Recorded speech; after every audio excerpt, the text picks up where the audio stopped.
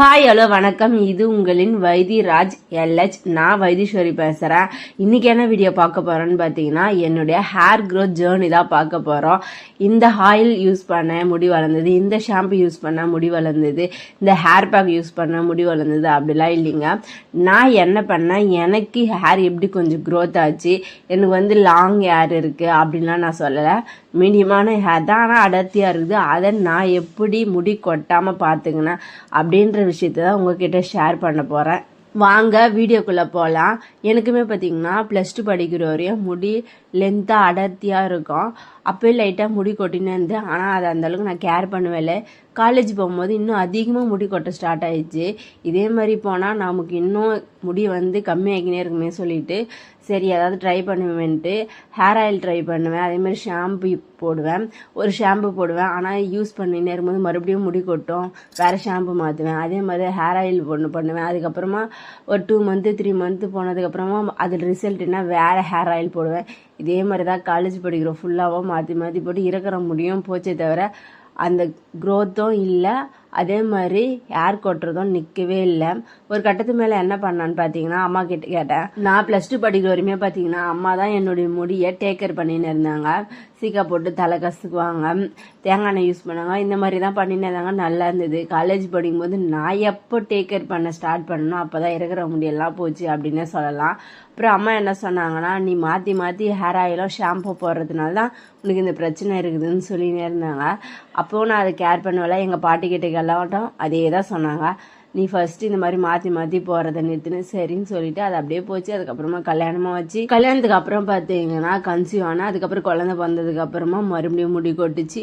இதே மாதிரி போயின்னே இருந்தது. ஒரு கட்டத்துக்கு மேலே முடி என்ன ஆயிடுச்சுன்னா, இடுப்பு கிட்ட நின்றுச்சு, லென்த்தை குறைஞ்சிச்சு, அடர்த்தியுமே குறைஞ்சிச்சு. அப்புறம் எல்லாரும் பார்த்தீங்கன்னா, உனக்கு கல்யாணத்துக்கு முன்னாடி எவ்வளோ பெரிய முடி இருக்கும், இப்போனா முடியே இல்லை இப்படின்னு பேச ஆரம்பிச்சிட்டாங்க.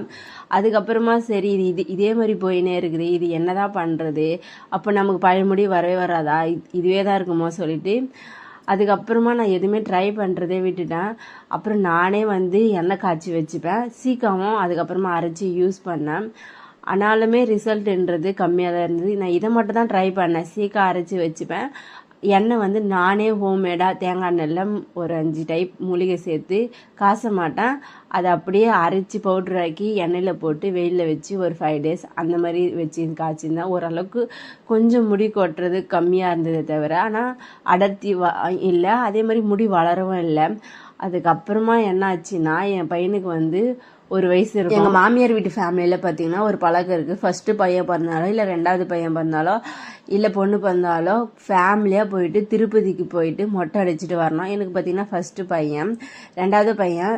சரி ஃபேமிலியாக போயிட்டு மொட்டை அடிச்சுட்டு வரலாம் சொல்லிட்டு போயிட்டு அப்போது மொட்டை அடித்தோம். ஃபேமிலியாக நான், என்னுடைய ஹஸ்பண்ட் எல்லாருமே மொட்டை அடிச்சிட்டோம். அதுக்கப்புறமா நம்ம முடியை கேர் பண்ணணும், அதுக்கு கெமிக்கல் ப்ராடக்ட்லாம் போடக்கூடாதுன்றதுல தெளிவாக இருந்தேன். அதுக்கப்புறமா சீக்கா அரைச்சேன். அதே மாதிரி நானே ஓனாக வீட்டில் ஹேர் ஆயில் ரெடி பண்ணேன். இதே மாதிரி அந்த வருஷம் ஃபுல்லாக போயின்னே இருந்தது. ஒரு 1 year முடி நல்லா இருந்தது, அடர்த்தியாகவும் இருந்தது, கொஞ்சம் ஃபாஸ்ட்டாக க்ரோத் இருக்கிற மாதிரியே இருந்தது. அதே மாதிரி 2nd year என்னாச்சு பார்த்தீங்கன்னா, சீக்கா காலி ஆயிடுச்சு. அதுக்கப்புறமா நான் அரைக்கவே இல்லை, ஆயில் மட்டும் யூஸ் பண்ணினேன். சீக்கா பார்த்தீங்கன்னா கார்த்திகை சீக்கா தான் போட்டு குளிச்சுருந்தேன். ஆனால் கார்த்திகை சீக்கா தலைக்கும் அப்ளை பண்ணுவேன், முடிக்குமே அப்ளை பண்ணுவேன். இப்போவும் ஒரு 2 month கார்த்திகை சீக்கா தான் போடுறேன். ஆனால் அப்போ எனக்கு முடி கொட்டுச்சு, இப்போ முடி கொட்டல. ரீசன் என்னன்னு பார்த்தீங்கன்னா, அப்போ தலைக்கு முடிக்கு 2த்துக்கும் சேர்த்து போட்டேன். ஆனால் இப்போ தலைக்கு மட்டும்தான் போடுறேன், முடிக்கு போடுறதில்ல. அந்த சீக்கா போடும்போது எனக்கு என்ன பிரச்சனை ஆச்சுன்னா, ஸ்ப்ளிட்டன் வர ஆரம்பிச்சிச்சு. அதை நான் கவனிக்கவே இல்லை. அதுக்கப்புறமா அந்த லாஸ்ட் 2nd year லாஸ்ட்டில் முடி கொட்டத்துக்கு ஆரம்பிச்சிட்டு, என்னடா இது முடி நல்லா இந்த முடி மறுபடியும் கொட்டுது அப்படின்னு சொல்லிட்டு நிறைய வீடியோஸ்லாம் பார்த்து அதுக்கப்புறம் நோட் பண்ண பேர் பார்த்தீங்கன்னா ஸ்ப்ளிட்டன் இருந்தது முடியல. அதுக்கப்புறமா தான் தெரிஞ்சது, இந்த சீக்கா போகிறதுனால தான் நமக்கு ஸ்ப்ளிட்டன் வருது. மறுபடியும் சீக்காவை நிறுத்திட்டு நானே ஓனாக அரைச்சி யூஸ் பண்ணேன். ஸ்ப்ளிட்டனும் கட் பண்ணி விட்டு அதே மாதிரி அந்த 3rd year முடியல பார்த்தீங்கன்னா க்ரோத் கம்மியாக தான் இருந்தது. கூடவே பார்த்தீங்கன்னா எனக்கு பேனு ஈரு 2மே இருக்கும். அந்த பேனு ஈரு தினமும் சீப் போட்டு வருவேன், போயிடும். இதனால கூட முடி கொட்டும் அப்படின்னு சொன்னாங்க. இது மாதிரி தான் நான் கேர் பண்ணின்னு இருந்தேனே தவிர இண்டெக்ஸ் சாப்பிடணும்னு சொல்லிட்டு தோணவே தோணாது. ஏதோ ஓரளவுக்கு தான் சத்தான பொருளாக சாப்பிடுவேன். பட் மற்றபடி பேர்ச்சி மொய் அந்த மாதிரிலாம் அடிக்கடிலாம் சாப்பிடவே மாட்டேன். அந்த மாதிரி தான் அந்த 3rd இயர் ஃபுல்லாக போயிட்டு இருந்தது. 4th இயர் வந்தது, கொஞ்சம் டென்ஷன், ப்ரெஷர் இதெல்லாம் வர ஸ்டார்ட் ஆகிடுச்சு. முடி பார்த்திங்கன்னா இன்னும் கொஞ்சம் கொட்டுறதுக்கு தான் ஆரம்பிச்சது தவிர க்ரோத்தும் இல்லை, எதுவுமே இல்லை. என்னடா இது மொட்டை அடித்து நம்ம ஃபாலோ பண்ணின்னு இருக்கிறோம், ஆனாலும் நம்ம க்ரோத் இல்லை. எல்லாருமே உனக்கு க்ரோத் அந்த அளவுக்கு இல்லவே முடியல, அடர்த்தியாக தான் இருக்குது அப்படின்னு தான் சொல்லிக்கினே இருந்தாங்க. நானும் ஹேர் பேக் போனேன். ஆனால் ஹேர் பேக் மட்டும் கம்பல்சரி போட்டுருவேன். மாதத்துக்கு ஒரு 2 ஹேர் பேக் அந்த மாதிரி போடுவேன். அது கண்டினியூவாக போட்டுக்கினே இருந்தேன். அதனால தான் ஓரளவுக்கு முடி நல்லா இருந்தது அப்படின்னு கூட சொல்லலாம்.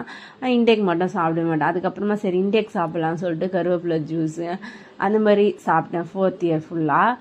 அப்போவும் பார்த்திங்கன்னா க்ரோத் கொஞ்சம் கம்மியாக தான் இருந்தது.